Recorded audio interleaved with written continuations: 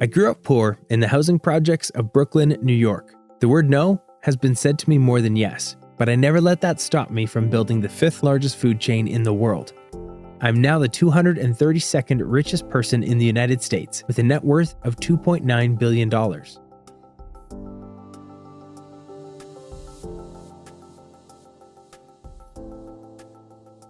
I was born on July 19, 1953, to a family that didn't have a lot of money. Money was a challenge as my mother was a receptionist and my father was a World War II veteran working as a diaper delivery driver. They didn't have a college education, but they worked hard for the family and they loved their work. I don't know if they were ever able to enjoy life.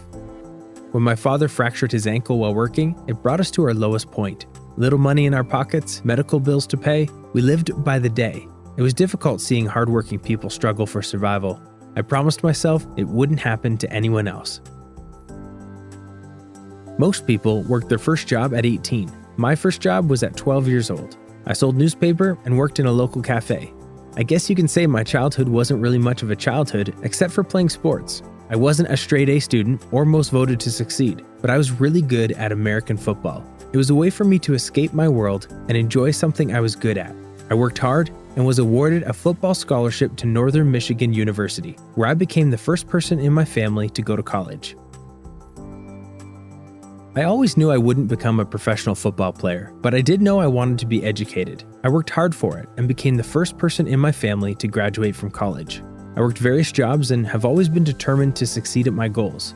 At 26 years old, I became vice president in charge of sales for a Swedish houseware company. No, it's not IKEA, if that's what you're thinking. In some people's minds, this would have been seen as successful. I mean, vice president isn't an easy job title at such a young age, but not me. I didn't feel happiness, joy, or fulfillment. Not until I visited a shop that was placing large orders for one of our items, a drip coffee maker. At the time, the two owners were selling whole coffee beans, teas, spices, and coffee-making accessories. I felt their passion and love for something as simple as coffee. Coffee! Can you believe it? Keep in mind, this was 1981, when coffee was a quick drink to get you through the workday. I knew this was where I belonged. I fell in love with what they created and the passion they had for something that was overlooked. For 1 year, I called, I asked, I nagged, and I visited asking them to let me join their team. I must have annoyed them really badly, because later that year, I became their director of marketing. 1 year into the job, I went on a business trip to Milan, and what I saw was a complete difference from American coffee drinking culture. People actually sat down and enjoyed their drinks. It was more than a drink. It was a relationship, a place where people went to meet, talk, and appreciate a finely made coffee. This was what we need, I thought. This was my second eureka moment. I told the owners of my vision, but they wanted to stay true to their current business of selling bulk items, not individual drinks. I didn't blame them. Americans at the time didn't even know what a latte was. I decided I would create my own coffee shop. The challenge was trying to raise $1.6 million in 1 year. I spoke to 242 people and 217 said no. That's a 90% no, by the way. They'd tell me it wasn't worth the money, that it wouldn't work, that there was no real profit in such a business. I won't lie, I was discouraged and I even questioned my idea. But growing up poor, I wasn't after profits or millions. I was after my dreams to become a reality.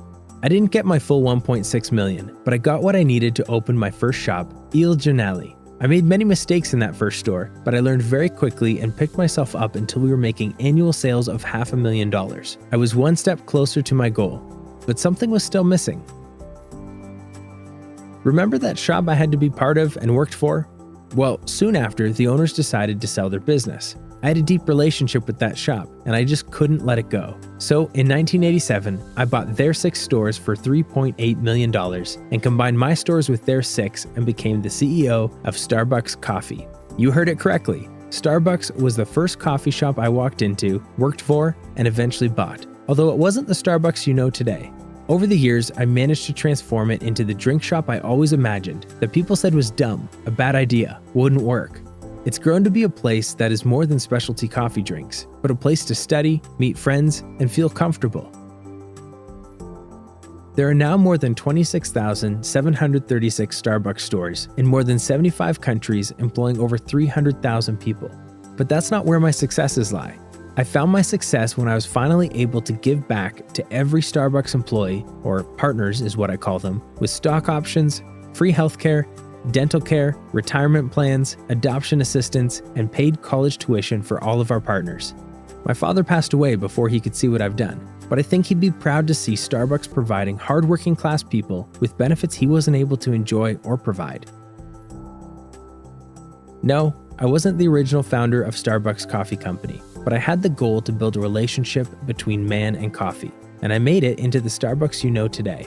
Most of all, I had the dream to build a company that my father was never able to work for, a company that treated their employees how my father and family wanted to be treated. It was never about the money, the profits, or the possible wealth. It was about the people I would help. That is my success. That is my greatest achievement. My name is Howard Schultz, and I'm the rags to riches who built Starbucks Coffee Company into one of the world's most recognizable brands.